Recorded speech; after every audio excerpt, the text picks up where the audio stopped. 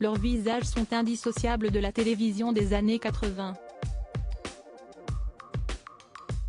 Par leurs émissions et leur talent de chanteur ou d'humoriste, ces personnalités ont marqué de leur empreinte le petit écran il y a maintenant 40 ans.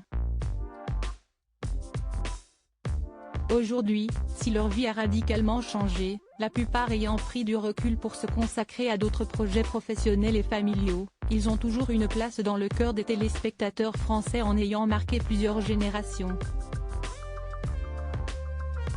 Douchka Esposito a été de ces personnalités fortes de la télévision des années 80. Ambassadrice de Disney entre 1984 et 1989, elle a interprété plusieurs tubes qui ont rencontré un vif succès populaire, ce qui lui a ouvert les portes des plateaux de télévision. Dans le registre des pionnières, Maïeté a défendu et mis en valeur la gastronomie française à la télévision pendant de nombreuses années. Avec son accent du sud-ouest, elle est très vite rentrée dans le foyer des Français avec notamment la cuisine des mousquetaires.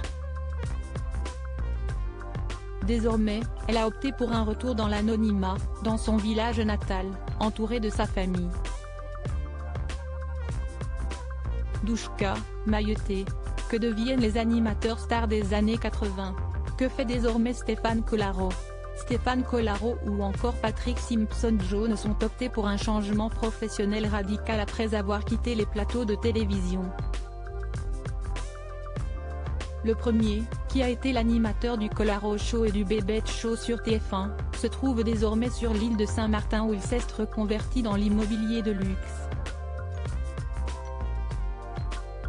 Le second, ancien partenaire de jeu de Dorothée, vit désormais aux États-Unis, où il est devenu auto-entrepreneur, avec une société spécialisée dans l'aide aux joueurs de golf.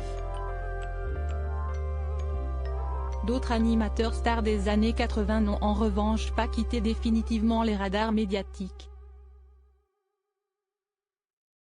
Daniel Gilbert, présente actuellement au théâtre, s'exerce encore à la télévision après avoir été à la tête de Midi Magazine notamment.